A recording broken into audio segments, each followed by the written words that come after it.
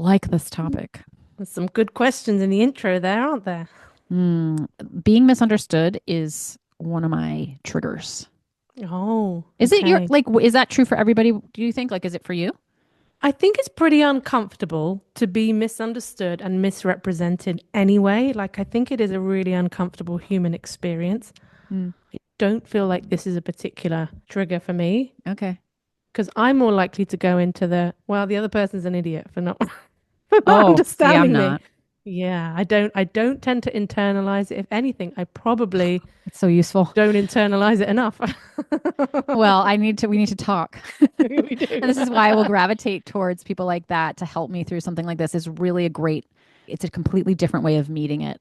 Hmm. That is, it's so grounding for someone like me. I'm very, very top trigger Yeah. by And this. it's a challenge when you put yourself out on any kind of social media, podcasting, YouTube, all of that, because you are going to receive comments and feedback that certainly feel like you're being misunderstood. And that's probably the place that I experience it the most in my life is comments on my personal YouTube channel, sometimes on the podcast, not so much on the podcast, but much more on my other channels.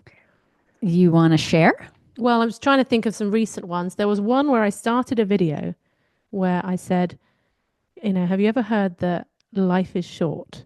And so, you should be appreciating life and seeing life as a gift. And then I go on to say how unhelpful that can be if that's not how you're feeling. Anyway, this person left this ranty comment about, no, life isn't a gift. Life isn't short. Shut the F up. Really? Yeah. And I thought, but I wasn't actually even Oh. saying life was short. I actually think life is pretty short, but it's all relative, isn't it? Long and short is relative. Yeah. And it wasn't what you So, were saying. yeah. So things like that I find just irritating. Another one was where I finished off one of my videos and I'd sort of at the end of the video, I'd basically qualified privilege. I was talking about, how certain hardships in life, there can be lessons to learn. However, that is a point of privilege to be able to ask those kinds of questions. If the challenges you're facing in life are, against your very sense of safety, survival, all of that, then going, oh, what's life trying to teach me right now isn't necessarily the most helpful thing to say. And then at the end of the video, I made some throwaway comment. I said, and if all else fails, you can get a cat. And I picked up one of my cats because that helps engagement. Yeah.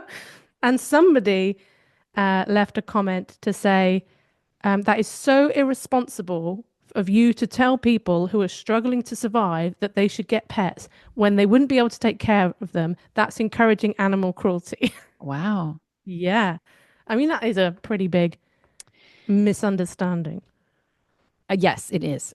And it reminds me of how no matter what you say or do, Hmm. there is a lens through which to look at that might have a point somewhere in someone else's eyes that's what they're picking up on and maybe magnifying in a way that you weren't magnifying. Like the lightness of it for you was the Mm. intention. It wasn't meant to suggest this is what you really should do. And this is like a social cue thing.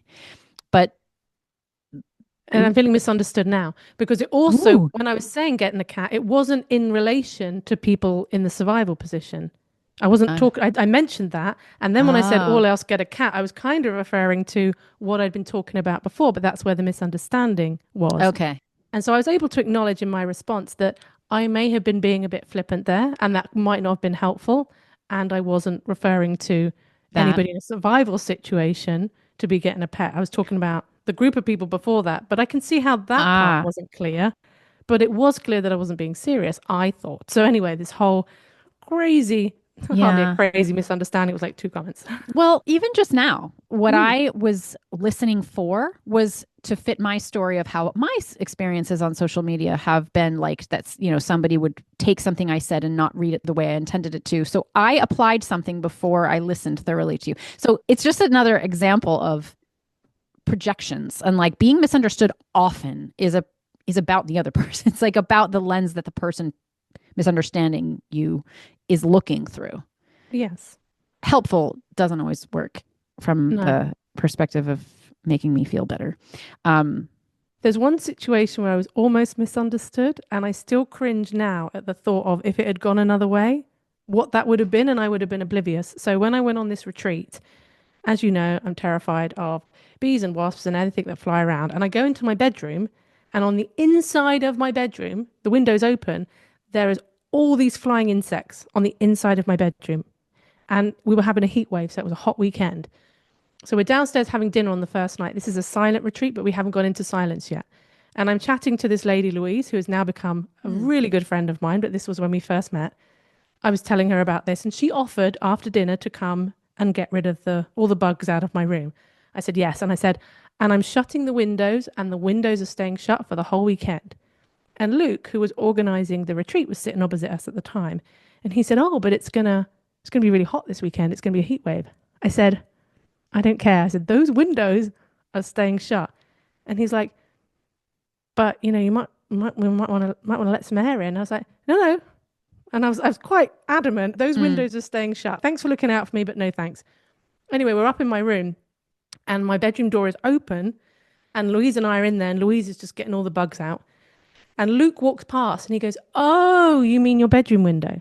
He thought I was talking yeah. about the window that we were in the room we were all going to be sitting in. So he thought That you I were was just basically demanding I was going to shut all the windows and to hell with what you're a everybody Karen. else wanted. But could you imagine if he hadn't walked past and Well, you'd hadn't never known? know. There would be this misunderstanding. I would never know, and he would just think I was such a selfish. Yeah. And who knows where that has occurred? And Yes, we I know. it never got correct, but you never know about it. So, No, I but know. when you do, Yeah, if you you find can't. out later, then you can't stop thinking about it at night. Yeah, yeah, exactly right. I know it would make me want to like be like, oh, that time 5 years ago when I said that thing that you thought I meant this, I didn't. At the time, again, I was quite young at the time, but I split up with a guy I'd been dating for a couple of years, and I started dating a good friend of mine, probably only about a month later. So I moved on quite quickly. So my ex-boyfriend assumed and truly believed that my relationship with this new guy had started while we were together because he knew that we were good friends. And then obviously we got together quite soon afterwards. And so for him, like to this day, he thinks I cheated. Mm. And that feels pretty Yeah. uncomfortable because I didn't. But it is what it is. That Hmm. one isn't very nice, but you can't there That was one no feels different. I don't know why. really? It is a misunderstanding. I completely appreciate that, but it's a factual one. Yeah, this is it for me, Okay. maybe. There is a difference I can tolerate. It's not triggering to me it's uncomfortable though, to be factually misunderstood. But if there's room for like subjective, where there's gray area about something, and I don't know, there's something there that feels like a character assassination. So would cheating be, but like I don't know. There's something about the lack of clarity, and I think this comes up a lot in social media. Actually, being on social media and having a lot of voices come back at you, and realizing that what you say is landing very differently for someone who's picking up on something, about. And this happened to me actually in 2020, 2021. I had just started posting on Instagram, and I posted something about my experience of feeling like I couldn't accept my body until I felt more stabilized with my food, and how the stabilization of the food and almost coincided with a bit of like stabilization of emotions, and that allowed me to stabilize my body image. And somebody, I know who it was, and I'll tell you after, because this is a person we both know, wrote to me and said, in a non-curious way, and this is I think part of it, you are dangling a carrot in front of people who just have the body they have, and it's not about stabilizing anything. It's about fat phobia, and just really, really was driving home the point about that is a fat phobic thing to say.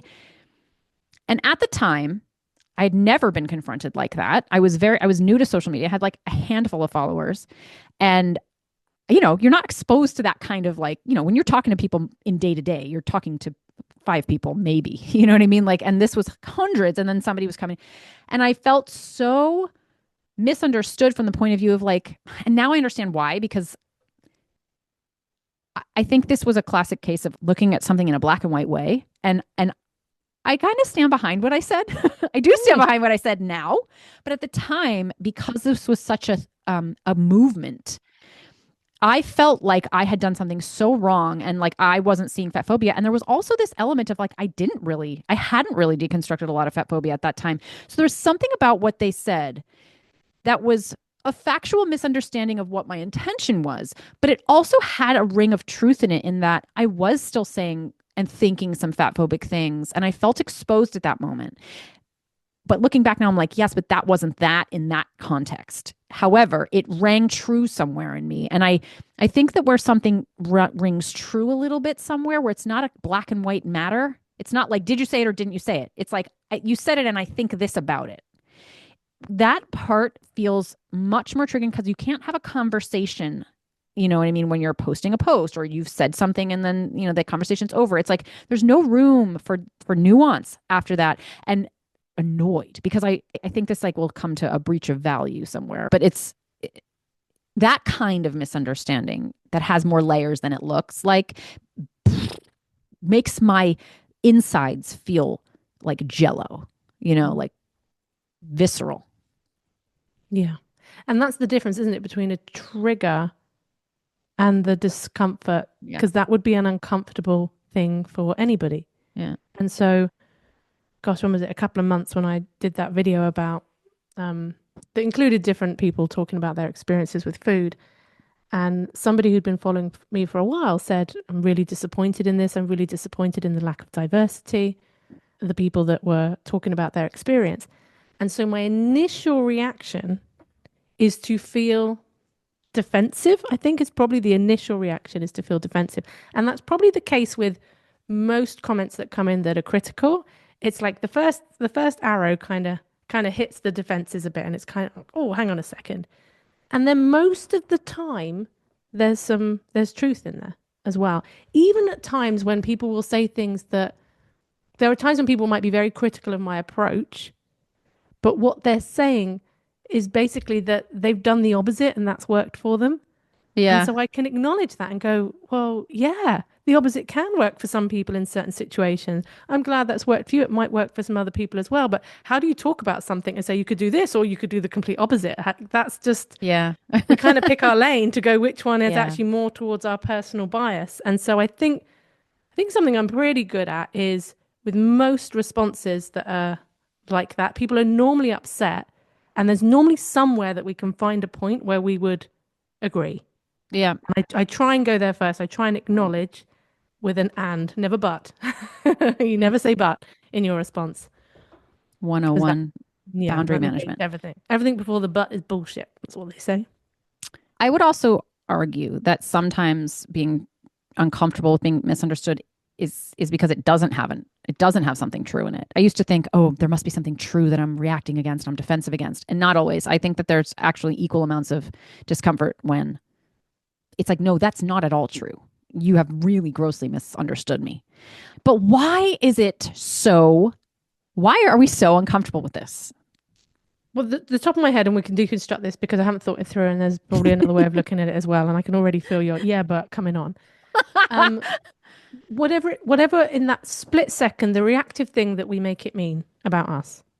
Because if it's only about them, if there's nothing, like when someone says something that is so depersonalized of you, but maybe unkind, or it hits very differently when then someone says something, it has to hit some kind of vulnerability somewhere. So I think in the initial things, what am I making this mean about me? No? Sometimes, yes. Of course, I do Yeah. agree. But that's why it feels so uncomfortable because it's so quick. And so if it hits an old part, whereby that means something quite big for us, or certainly has in the past, now we're having a very body reaction that's more challenging to just step out on.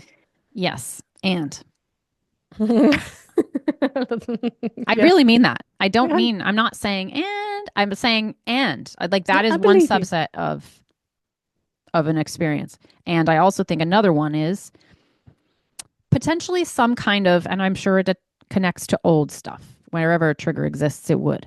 There's a helplessness involved, or some kind of this this story that not maybe that I don't have about me, but you do.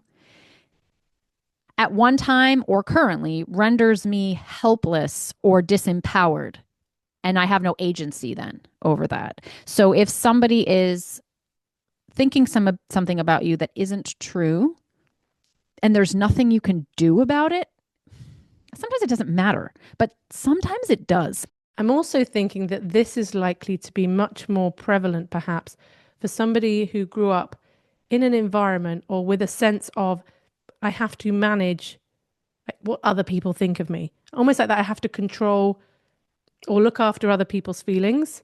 Because if someone's upset, it's going to come out in a way that's not okay. So therefore, the idea of someone being upset, I'm not saying this is necessarily your example. Maybe it's a bit, maybe it's not.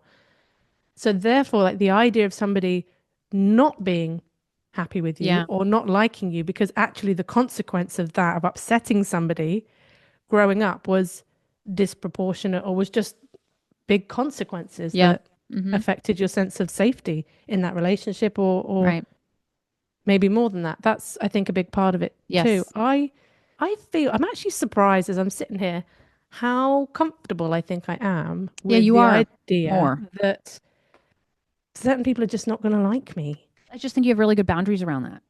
I don't know if it's a boundary thing. So I was speaking to a friend recently, and she was telling me about a friend of hers who struggles with binge eating, and she's mentioned this friend to me before. And I said, in this voice note to her, I said, "Did you, have you recommended my stuff?" And I said a couple of things about binge eating, and then she replied to me, but she didn't say if she'd recommended my stuff or not. And I thought, was that a deliberate omission? So I thought, I'm curious. I said, and then my response responded to whatever she said. And I said, oh, I just noticed that you didn't say whether you had mentioned my stuff. I said, it's okay if you haven't. I was just curious. And then she said, she goes, I have previously and I did again. But she just kind of pulled a bit of a face and was something like, and when she said that to me, I remember thinking like, why does that feel fine? I felt like I should be offended by that. But I thought, and this felt really true, like in my body. And I was kind of amazed at it because I thought I would feel something.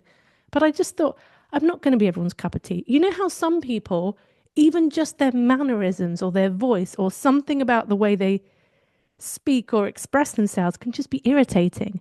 And I get that. And there are going to be people who find me off putting. And yeah, Yeah. I marveled at my own reaction there. So It's so good. I'm It's so so smug about it. useful. You should be. You should.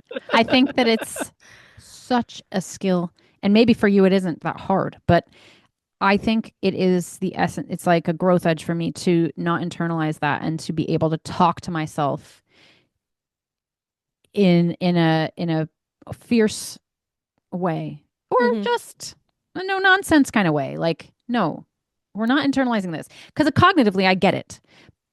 If that had happened to me, I can tell it's happened to me on the podcast. You know what I mean? Like where people just feel free to be like, I don't like that one. Like I don't like the one that. How do you not like to me? It's like that feels so awful, and I can work through it, but it pierces, and it pierces in a way that I think I don't know if it would pierce you as deeply, or that you would work through it. Maybe it would, but you would be able to unpierce it somehow. And what's interesting is that whenever I hear you tell stories like this, and I hear you like that people are saying that, doing these kind of things to you, I feel so much better. And I'm like, oh yeah, I can let things roll off then. Because it's like if it's happening to other people, Hmm. then you're not alone. And I think being misunderstood brings up feeling like you are standing now in a corner and the rest of the whole wide world is over there having a party and you're the one that nobody likes. And of course, cognitively, we understand that is not true. But I think we need to, at least I feel like I need to be reminded of that on the daily. Like it almost feels like if I take my eye off it, it will be true. And whenever there's evidence of other people experiencing the same thing, then you're like, oh, then I can let it go because I'm not alone now. Hmm. Well, I think my edge has been my ego is more likely to want to occupy the superior position than the inferior one. So it's just more likely to go into blame. And that's something in myself that I've, really looked at and dismantled to soften that reaction because I don't like that. I don't want to be the person that looks down on other people or elevates themselves. But that has probably been more my natural tendency. So my initial response to being misunderstood my initial flash response, if you Yeah. like, the trigger response that again is to be like, well, you're an idiot for misunderstanding me. Yeah. And then I soften. And then when I soften and I look at it and I question, but I think maybe it's easier from that annoyed, you're at fault place to soften than when you internalize it and you're sort of drowning in this shame or this flood. What is the react? Because I know to blame, soften. But in this, like, what is it that you need to kind of ground yourself in the here and now? The exact opposite. It's to come this way. So I am in the inferior position. So if somebody criticizes me in some way or misunderstands me, and usually, by the way, I think when we're talking about misunderstanding, is usually it's a negative, right? It's not like a Yes. positive one. Um, Yeah. so I will absolutely absorb what they're saying as true, and I will assume the position of inferiority right out the gate. I will be shamey for a while, and that's where what I need to do, and what I'll do by the way in that shame place is to be like, where is this true? Where is this true? Where is this true? I need to confront it because I want to know. Like I need to be aware. So I will take that on, and at that point, I need to be like, okay, now stop being so. I don't want to say victimy, but stop. Like, come on, stronger boundaries here. None of this. Like, and I need to have that kind of mama bear talk with myself of like, you are not as bad as you think you are. You have some things to look at. Look at them, but please do not disempower yourself while you do so. And that's the kind of talk I need and that's the kind of feeling I need. I need that energy. You talk, it's softening, it's hardening. Except, like, I But think I isn't just do a little bit of woo, woo, woo. but isn't this funny? Because we've been talking about this before, and you're saying that kind of part of your learning is to soften and part of mine is to harden. But in this area, it's like the other way around. Because this is the vulnerability. Um, Uh-huh. where the vulnerability exists, my actual default position is inferior, but I just present out here to compensate for that most of the Mm. time. That's the part that needs that overcorrecting needs softening. But in the raw vulnerability, it's actually the exact opposite, which is why I'm overcorrecting. Mm. You know? And actually, when I'm going into blame, it's pulling back into the misunderstanding because a lot of the time, I truly believe that based on people's life experiences, their belief system, and what they've seen or heard, their response makes absolute sense to them. I think the bit that I do well is the depersonalization of it. A lot of it doesn't feel personal. It's quite rare. Occasionally, I have had the odd comment, as you know, that has got to me, and I'm like, oh, that one did feel more personal. But on the whole, I How don't does feel one do like it's. that? That this is actually connecting to our last episode, I Mhm. think, in that I believe potentially maybe you just seem to be in a more I don't know, nature or nurture, but your childhood is more confident, right? Your adolescence was more confident than it sounds like mine was. Yes. To some degree, I do not believe that I'm just going to change that in the raw data. Hmm. I am always going to come from an inferior position. My job is to bring myself up, and I don't think I'm going to change that. And I think that it's like me saying to you, how do you do that? It's like I think it's just in you. It's in your cells. It's just there. And I don't know how much we change our raw data. I don't really think we do. I don't think we need to though. I think it's about we need to give ourselves the coping skills to deal with what the raw data is. So for me, it becomes about I need to be very proactive about my self talk, and I need to probably go find people who can endorse that a little bit, like who can help me do that. And I need to practice that. And that's really all I can do. Hmm. Hmm. Because I'm always going to have that raw data. So it's about like, okay, my job isn't to get rid of it. My job is to cope with it. And again, like takes intention to know how to do that and to then do it. Yeah, and I'm thinking now back to, there's a very clear divide in my life when I was 26, when I started to become unwell and started having all the problems with food and all of that. And prior to that, up to that point, I can remember being disliked a lot, or it was quite common for other women to dislike me. It came up a lot, and it felt horrible. It did come up a lot. Hmm. It feels like it came up a lot. I'm thinking now, and there's like five or six names that come into my Wow. What mind age? straight away. 20s and teens, Okay. teens and 20s. Was it like conflict? No, it was snarkier than that. It was normally like stuff that I heard behind my back. It was rarely like confrontational in my face. A couple of times, but not very often. Was it misunderstanding based?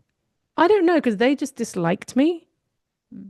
and I don't know that I would have particularly got on with me back then. So like now I can kind of look at that and go like, yeah, fair enough. At the time it was like other people would say, oh, they're just jealous. That's what people would say all the time. Like anyone who I spoke to about it, oh, like they're just jealous. So I just be like, oh yeah, they're just jealous of whatever it might be at that time. But then since becoming unwell, getting older, gaining weight, I'm trying to think of the last time I was aware of somebody like IRL, right, not liking me that I've been aware of. Obviously, I don't know. Maybe when you're older, you don't say it so much. Mm. But I haven't. Maybe a couple of therapists have had. I think I've said to you that before. I've definitely had one therapist who I really felt didn't like me. Oh, Um, your actual therapist.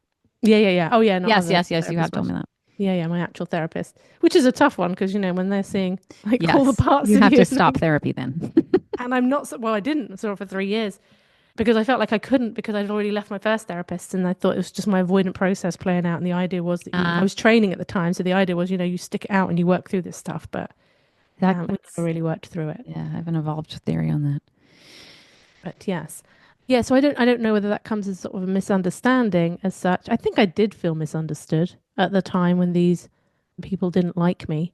And so that was a big story actually in my mind for the longest time is like, you know, women are jealous of other women. Mm. They can be. Yeah. Everything Yeah, has an element of truth, of and course. multiple things are probably true here. But you know when certain things certain themes are just very loud in your life. That Yeah. one was one that was very loud, but I don't feel that now in my life. But it sounds like you didn't have so much personalization even then. Because I Mm, can understand now being able to reflect when we feel more secure, it's easier to look back at our vulnerabilities and make peace with and not feel flooded by them. But it's harder, when the vulnerabilities still exist.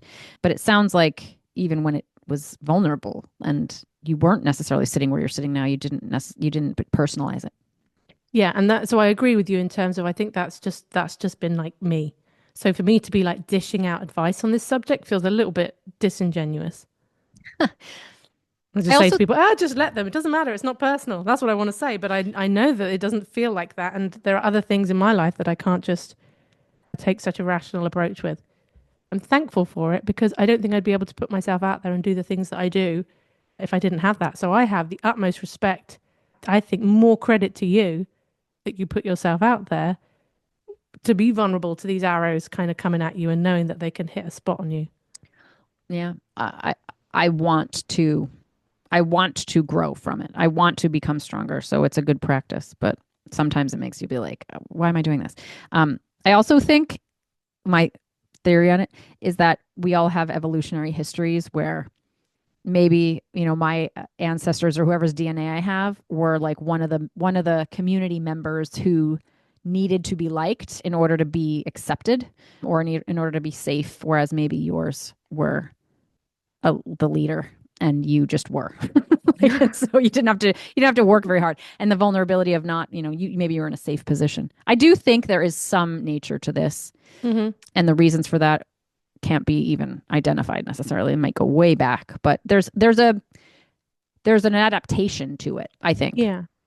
Can I ask, do you think that you worry about what people think? So that's a bit different to when you get feedback. No, You don't worry. no, I don't. Interesting. Yeah. And again, it's like not something that's hard for me. I do not do that. I think, and like that, then all of a sudden I flip over to this other place, like, oh my gosh, why would you bother? Like, it seems so logical to me, even though Mm-hmm. on the other side of things, it's like what is logical doesn't necessarily matter. But on this, I'm like, no, no, can't be worrying about that. But if you confront me with it, Mm-hmm. and then I'll be worried about it. Like, then I'll be upset about it. How do we deal with it, Yeah, let's go the do some people? tools. Yes. Okay. So then talk me through the process, Steph. Somebody leaves a comment on social media, or has this happened in real life recently at all, or Yeah. in the last couple of years being Well, misunderstood in real life? oh, in real life, Yeah. I haven't had an explicit story, but I have what do we call this? Like a medium friend, like like a friend, a mom that I text with for carpool reasons, and we sit together at the games because our kids are doing the same thing, but we don't have like a deep, meaningful relationship. Mm-hmm. And we know each other incidentally and circumstantially, and we're very different. But yeah, she's in my day to day, and she is a volunteer at the school a lot. And she's a full-time job and she just puts a lot of time into volunteering. And I am not, I'm easily overwhelmed. I volunteer in things that I have capacity to do, but I don't over volunteer. And also, she's an extrovert and I'm an introvert. And there's this great discrepancy. Anyway, she asked me recently to help her. No, sorry. She was talking about having to do the yearbook for the fifth graders. And I said, oh, I know how to put those yearbooks together online. Like I've done that before. I can help you. And she was like, okay, great. And then we started working behind the scenes to get this done.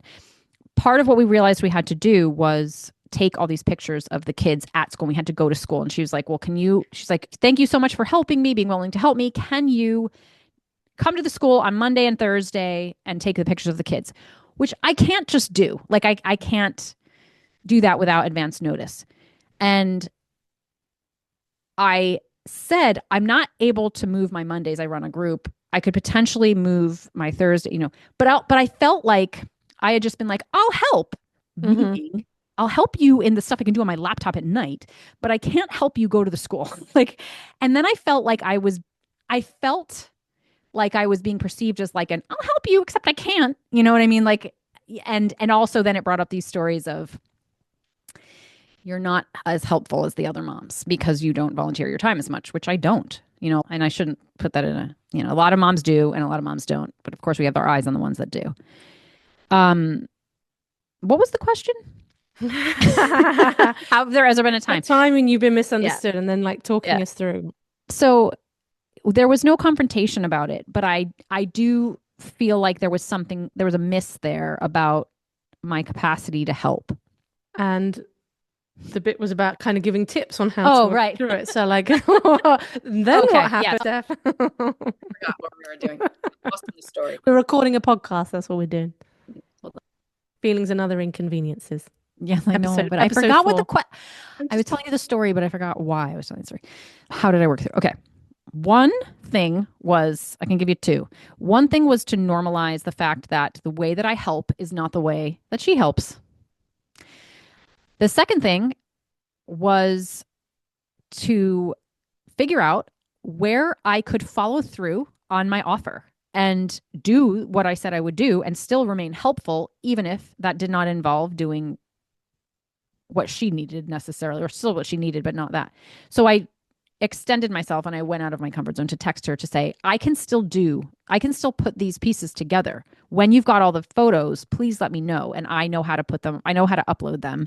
And also I will be able to go for an hour on Thursday. I cannot do Monday. So I kind of owned what I could and couldn't do, figured out where I could help, and stayed steady there, because the instinct would have been to kind of collapse and to just withdraw. So you don't know that she wasn't just absolutely fine with that, no misunderstanding at all. Totally. But it's about what our stories are, right? And where we're, so to me, I felt like I might be misunderstood. And this is what I would do to make myself feel better. Yeah. Is to work through it that way. Yeah. I mean, it's behind a lot of people pleasing, isn't it? Like that fear of how people are going to react, how people are going to perceive them if they are not accommodating, or if they try to put their own needs first, or they try to create boundaries, or God forbid, they even change their mind about something. Fine. But I am somebody who does that a lot. And so there is an insecurity. And that's the difference. If I had been misunderstood in a place where I am not insecure, I would have been like holding my own. I would have been like, I don't need to even think about this more. But because it is an insecurity, I did feel, and because I do not help as much as I think I should. Okay. Yes. Are you misunderstanding yourself there, perhaps a little bit, Steph? I don't know. I toggle there. Sometimes, in some cases, I feel very firm about it, and in other cases, I feel there is this social element of like how you're seen, and I don't personally feel like I need to make justifications for that in my heart, but I do think social groups judge, and therefore, even if it doesn't matter if I think it's justified, I will potentially be judged, and I need to balance that. Yeah. Is that difficult for you to be judged? Of course. Well, yes, indeed. As Mel Robbins would say, let them, right? Let them. No, because as an introvert, I can't afford it. But these aren't your social circle. When you say social It judgment, doesn't these matter. are the There is people that, something safer about if I am an introvert and I'm on this side of engagement. And so I don't think I think I would feel a lot worse. I think it's protective of me to extend in some places because it keeps me in, even if it's on the fringes, it still keeps me in the fringes. And I don't think it's safe to not be engaged in community, right. Hmm. like the wider community.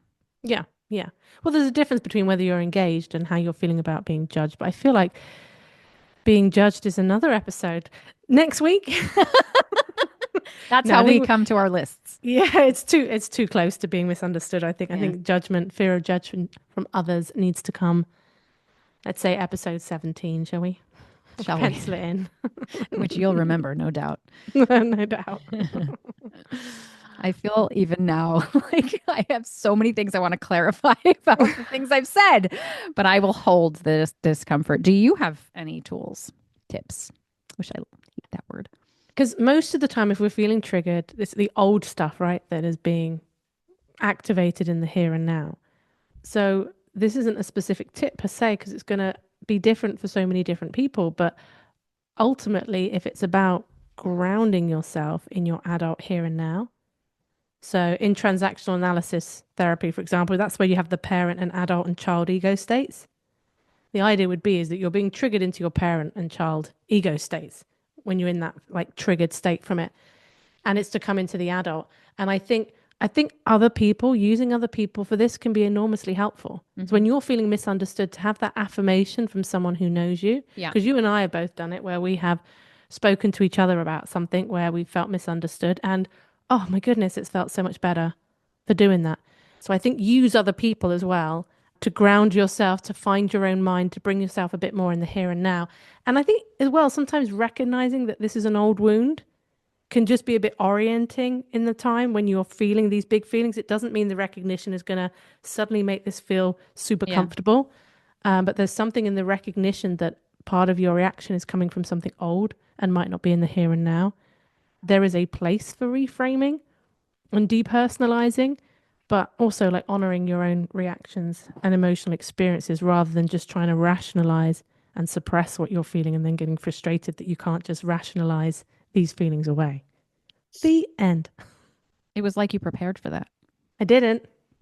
I didn't. Good on And you. that was you misunderstanding in the positive way, right? Like, you're so well prepared and like oh, she doesn't understand at all, but that feels nice. I'm not going to correct you. Yeah. In the interest of transparency, I guess I will. But I think we can. And okay. Okay. Right. Okay. Okay, bye. Okay. Bye.